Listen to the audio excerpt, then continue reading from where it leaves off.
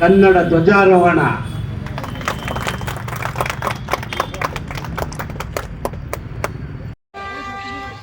ತಮ್ಮೆಲ್ಲರಿಗೂ 70ನೇ ಕನ್ನಡ ರಾಜ್ಯೋತ್ಸವದ ಶುಭಾಶಯಗಳು. ಈ 70ನೇ ಕನ್ನಡ ರಾಜ್ಯೋತ್ಸವದ ಶುಭ ಸಂದರ್ಭವನ್ನು ಬಹಳ ಸಂಭ್ರಮದಿಂದ ಸಡಗರದಿಂದ ಅರ್ಥಪೂರ್ಣವಾಗಿ ಕರ್ನಾಟಕ ರಾಜ್ಯ ನಾಮಫಲಕ ಕಲಾವಿದರ ಸಂಘದ ವತಿಯಿಂದ ಇಂದು ಮೂಡಲಪಾಳ್ಯದಲ್ಲಿ ಶ್ರೀಯುತ ಬಾಬಣ್ಣನವರ ನೇತೃತ್ವದಲ್ಲಿ ಅವರ ಎಲ್ಲ ಸಹಪಾಠಿಗಳು ಎಲ್ಲ ಕಲಾವಿದರು ಸೇರಿ ಈ ಒಂದು ಅರ್ಥಪೂರ್ಣವಾದ ಕನ್ನಡ ರಾಜ್ಯೋತ್ಸವ ಕಾರ್ಯಕ್ರಮವನ್ನು ಆಚರಿಸ್ತಾ ಇದ್ದಾರೆ.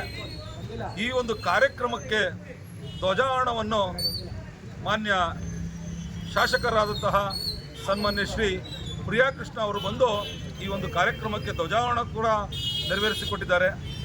ಹಾಗೆ ಎಲ್ಲ ಕನ್ನಡಾಭಿಮಾನಿಗಳು ಈ ಒಂದು ಕನ್ನಡ ರಾಜ್ಯೋತ್ಸವದ ಒಂದು ಸಂಭ್ರಮದಲ್ಲಿ ಭಾಗಿಯಾಗಿದ್ದಾರೆ. ತಮ್ಮೆಲ್ಲರಿಗೂ ಕೋಟಿ ಕೋಟಿ ವಂದನೆಗಳನ್ನ ತಿಳಿಸ್ತೀನಿ. ಮುಂದಿನ ದಿನಗಳಲ್ಲಿ ಕನ್ನಡ ನಾಡು ನುಡಿ ನೆಲ ಜಲಕ್ಕೋಸ್ಕರ ವಿಚಾರವಾಗಿ ಕನ್ನಡಿಗರ ಉದ್ಯೋಗಕ್ಕೋಸ್ಕರ ಯಾವುದಾದ್ರೂ ಧಕ್ಕೆ ಆದಾಗ ತಾವೆಲ್ಲರೂ ಸಿಡಿದೇಳಬೇಕು. ಇಷ್ಟು ದಿವಸ ಆಯಿತು, ಅವನ್ಯಾರೋ ಬದುಕಲಿ ಇವನ್ಯಾರೋ ಬದುಕಲಿ ಎಲ್ಲಿಂದನೋ ವಲಸಿಗ ಬಂದು ಬದುಕಲಿ ಅನ್ನೋದು ಇಷ್ಟು ದಿವಸ ಆಯಿತು. ಇನ್ನು ಮುಂದೆ ಅದಾಗಕೂಡ್ದು. ಯಾವುದೇ ಕನ್ನಡಕ್ಕೆ ಧಕ್ಕೆ ಆದಾಗ ಅಲ್ಲಿ ಸಿಡಿದೇಳುವಂಥದ್ದಾಗಬೇಕು. ಕರ್ನಾಟಕದಲ್ಲಿ ಕನ್ನಡಿಗನೇ ಸಾರ್ವಭೌಮನೇ ವಿನಃ ಮತ್ತಾರು ಸಾರ್ವಭೌಮ ಆಗ್ಲಿಕ್ಕೆ ಬಿಡಬಾರ್ದು. ಮತ್ತಾರೇ ಬಂದಿದ್ರು ಅವರು ನಮ್ಮ ಅತಿಥಿಗಳು, ಬರಬಹುದು, ಅವರು ಬದುಕಬಹುದು, ಅದಕ್ಕೆ ಯಾವುದೋ ನಮ್ಮ ಅಡ್ಡಿ ಅಂತ ಇಲ್ಲ. ಆದರೆ ಇಲ್ಲಿ ಬದುಕಂತಹ ಪ್ರತಿಯೊಬ್ಬರೂ ಕನ್ನಡನ ಕಲೀಲೇಬೇಕು, ಕನ್ನಡಿಗನಾಗಿ ಬಾಳಲೇಬೇಕು. ಇದರೊಳಗೆ ಮುಂದಿನ ದಿನಗಳಲ್ಲಿ ರಾಜಿ ಇಲ್ಲ. ಇದನ್ನು ಎಲ್ಲರಿಗೂ ಈ ಕರ್ನಾಟಕದಲ್ಲಿರುವಂತಹ ಅನ್ಯ ಭಾಷಿಕರಿಗೆ ಎಲ್ಲರಿಗೂ ಒಂದು ಸಂದೇಶ ಕೊಡ್ತಾ ಇದ್ದೀವಿ.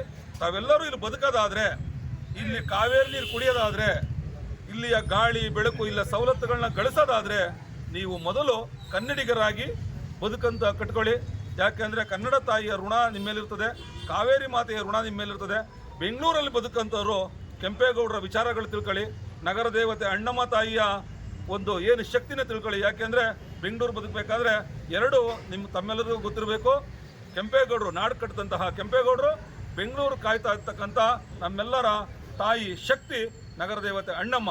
ಇವೆರಡು ಶಕ್ತಿ ಜೊತೆಗೆ ಕನ್ನಡ ಅನ್ನೋ 3 ಅಕ್ಷರದ ಮಂತ್ರನ ತಮ್ಮೆಲ್ಲರೂ ತಿಳ್ಕೊಂಡಿರಿ ಅಂತ ಈ ಮುಖ್ಯನ ಹೇಳಿ ನಾನು ಮಾತು ಮುಗಿಸ್ತೀನಿ.